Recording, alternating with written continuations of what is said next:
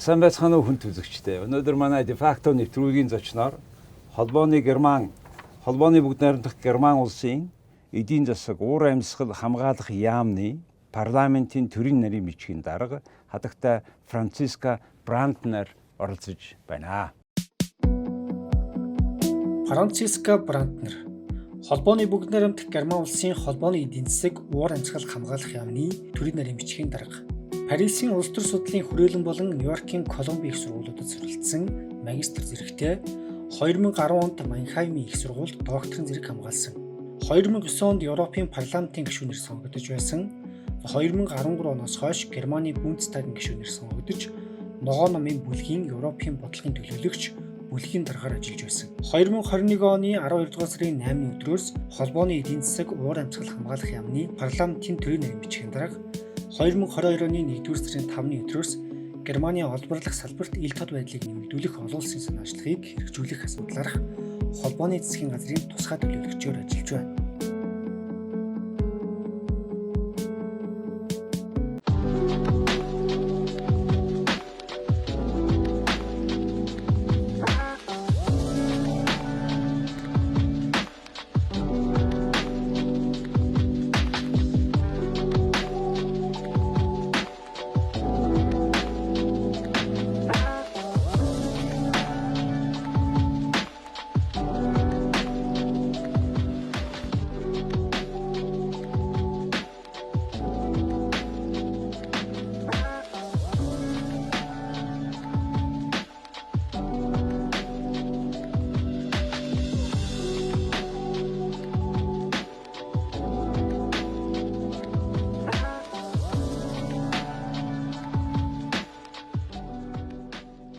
Good evening. Good evening. So this is your first trip to Mongolia. Yes, my first time in Mongolia. And this is a government bilateral relations, working group. What is that?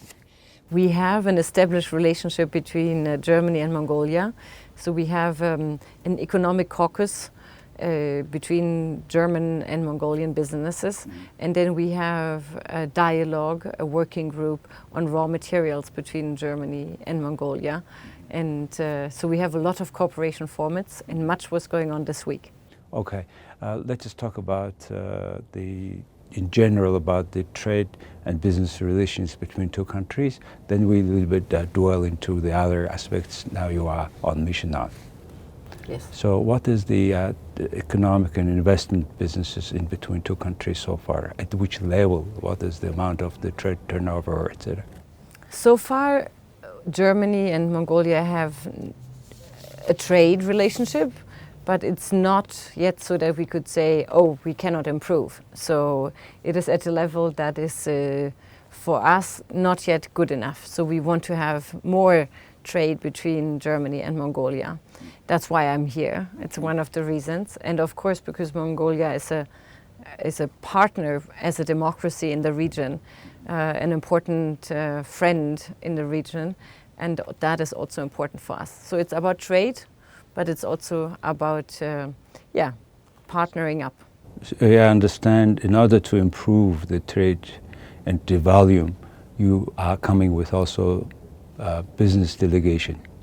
Yeah, we say in German we have Markterkundungsverfahren. Okay. It's a terrible German long word, but it is an exploration trip for German companies to meet their counterparts, potential partners, off-takers. They look for investment opportunities. So they come, we accompany them. It's financed, subsidized by the state, the expertise that goes with it.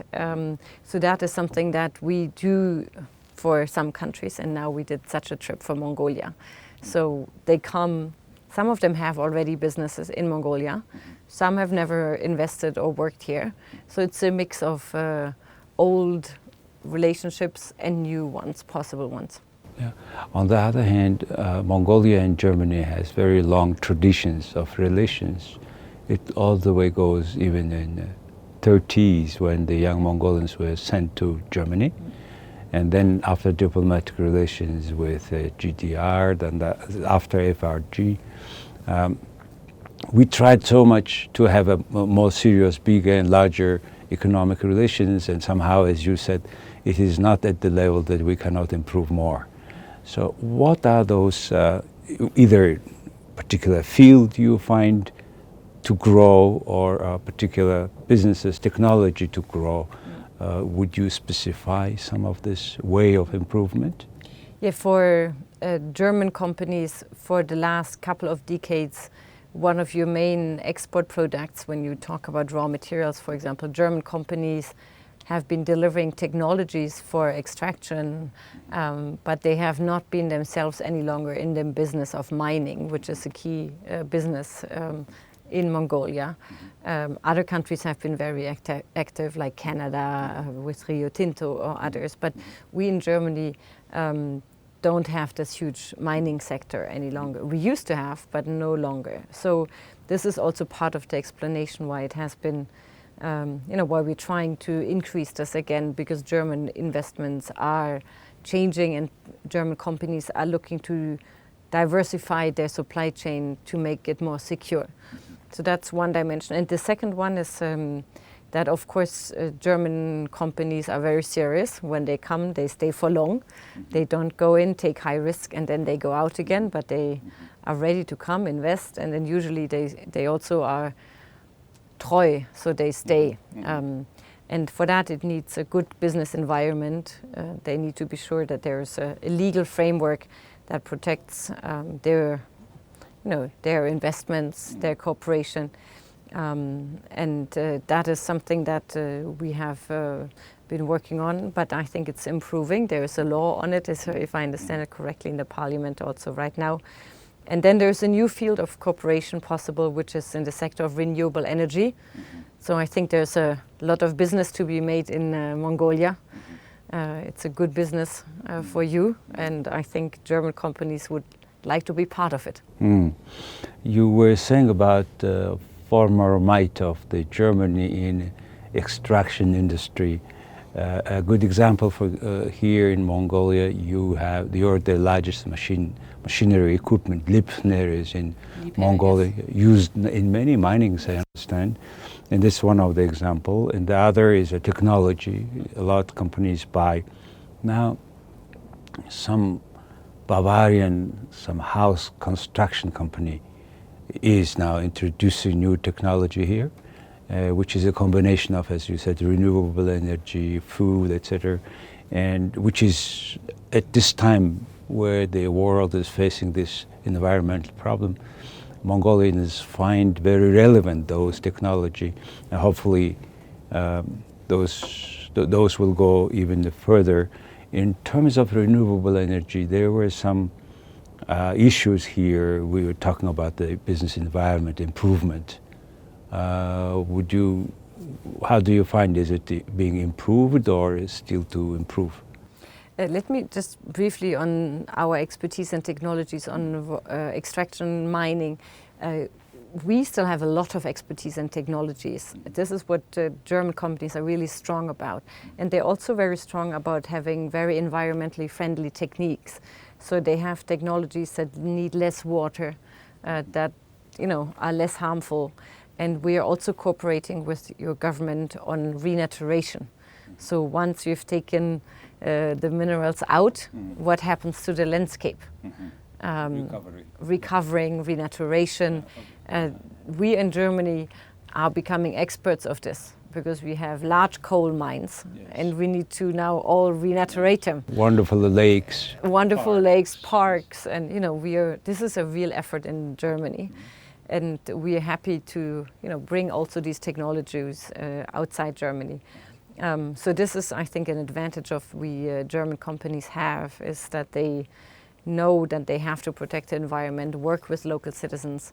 Have you been talking about particular project in that sense? We have had, for example, from our geological service, we have an expert on renaturation. So that is a very precise example of cooperation.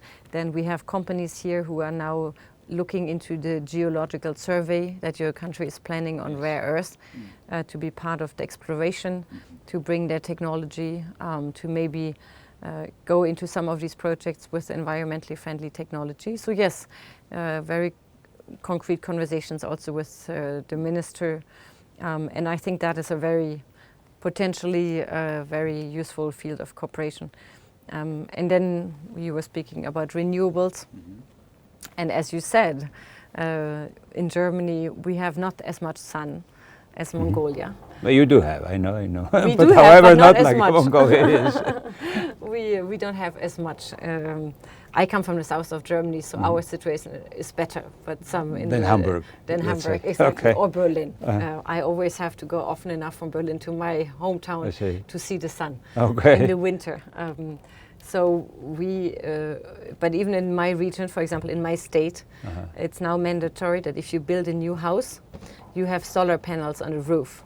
Because we say it makes no sense to build something today without using the energy. Yes. Like it will maybe not be sufficient. What kind of, by the way, incentives you give the houses? You say that you must do it, but however, there should be certain financial incentives. We have some financial support for those who need it financially.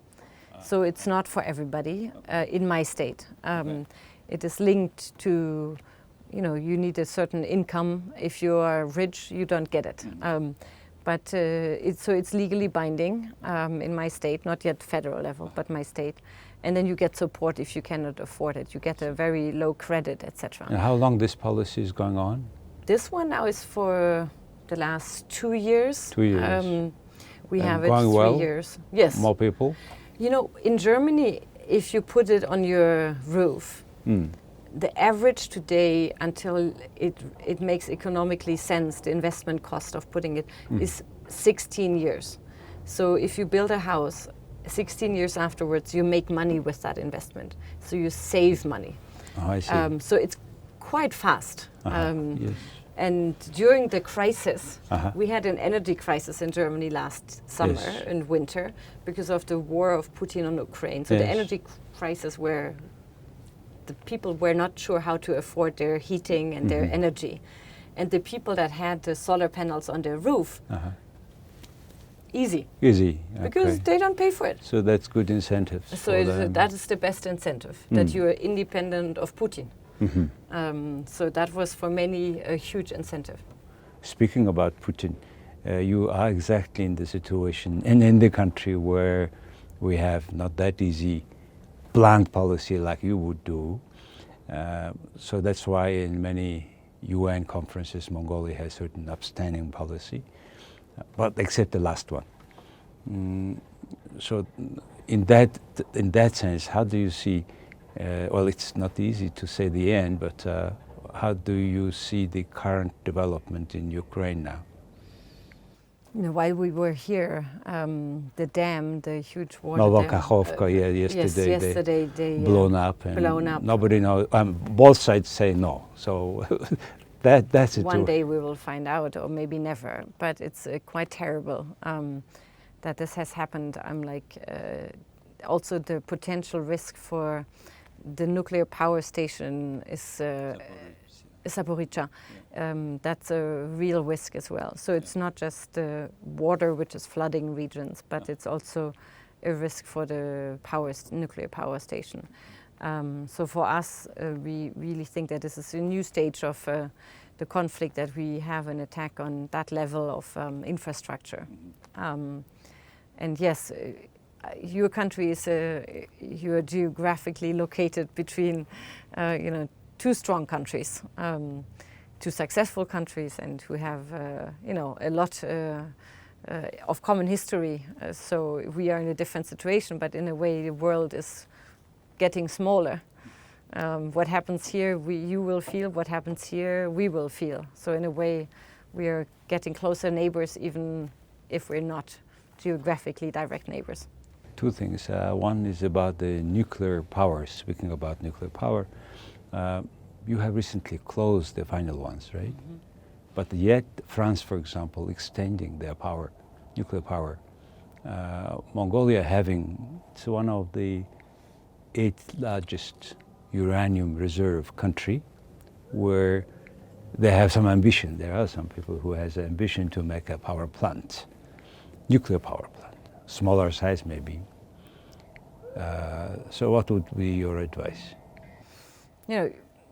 For Germany, we had looked at the nuclear power issue from how much does it cost, how much time does it need to be effective, and how does it help us to be independent.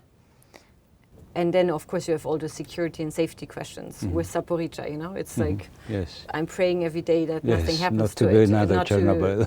it's a, you know, it's a security threat. But if you take all of this away, and we have, we have no problems with where we store the waste and everything is disregarded. We just talk about cost, time, dependence, independence. For us, it makes no sense. It's very expensive. If you build a new one, it's very expensive. In Germany, you don't have any private investor. Also in France had to... State-owned enterprises, yes. It's now a state-owned enterprise. Yes. It was a private company which made billions of, negative results. So they had, as a state, to go in and bail it out and buy it. So they are investing a lot of money to keep that system running. So it's very expensive. Compared to that, the renewable sector, also even if you talk about grids, and it's much cheaper. And you have private investors, which is better. And in Germany, the 3 left power plants, they had not foregone a security check for over 2 years. And every 10 years you need a very thorough security check. So in Germany, they would have needed to go through a very thorough security check. It would have cost a lot of money to modernize them, not alone speaking about building new ones. So from a cost point, it makes no sense. And from a timing point, this is for us also, if you build new one, it takes very long. In France, we see that the power plants, Flamanville, which was supposed to be online already, is still not online. So it's delayed continuously. And we see in France that there is a time question with the summer. Because for a nuclear power plant, you need to cool it with water from a river. And in France now, the rivers are getting too hot already in April, May. So they have to switch the power plant off. So over the summer, France has much less energy. And we're helping by exporting from Germany to France, which is, we're doing this because we have European solidarity. But it's a real problem because our summers are not getting colder. They're getting hotter with the climate. Here too, yes. So the problem is that they start taking them off the grid already much earlier, and they can only get on much later again, because otherwise the entire river dies because the water is too hot. So for us to build a technology that is not able to cope with climate change also makes no sense. And then the third one is that uranium, as you said, you have it, but not to export tomorrow. So we were getting uranium from Russia. I see. So I'm not doing everything to get off Russian gas Yes. to get tomorrow to get uranium from Uranium, Russia. yes. You are with the Minister of Climate Action Ministry, right? Yes. What would be your advice for a country like Mongolia, which has tons of reserves of coal? There is no other substantial source of energy, and yet we need to make more energy, and we have to make one new coal-bed power stations in the south of the country, and it's not easy to finance because very hard to find. What would you do in this situation? Who am I to give advice to Okay. the government? I don't, All right, I'm not okay. here to advise anybody. Okay. I'm here to work on joint objectives. Okay. All I can say is that you are, as a country, are blessed with energy, wind and sun. And that me being here, I wish I had your sun and your wind. Okay. It would be much easier for me at home if we had your conditions. I see. So you are blessed, and I wish for you that you are using those potentials. That's just as we watch in Mongolia, because not only in that sense, but we try to introduce even European standard. In particular, Mongolians like German standards. Like, you have good quality, and The other thing is the vocational training system you have. And the people go apprenticeship, right? The young people, when they go vocational training, they're kind of being sponsored by a company that is doing business in the same field, right? How does the system work? And for example, youth unemployment in Germany, it was a few years ago 7%. In Spain, it was 48%. So what is the secret of that? Why German young people find so much jobs? We have a vocational training system which is based, as you said, on part-time being in school, like sitting here, like in a school. You have a teacher and you learn. And the other part is in a company. So what you learn in the morning, you practice in the next day. Or even in the afternoon, depends on how the system is. So you never have just theory, you always have practice with it. And then you bring your questions from the company when you say, I was trying to do this, but I couldn't do it. And then you can ask the teacher the next day, and then you get an answer. What is that connection, incentive between company that is getting practice in that student and the schools? How does it work?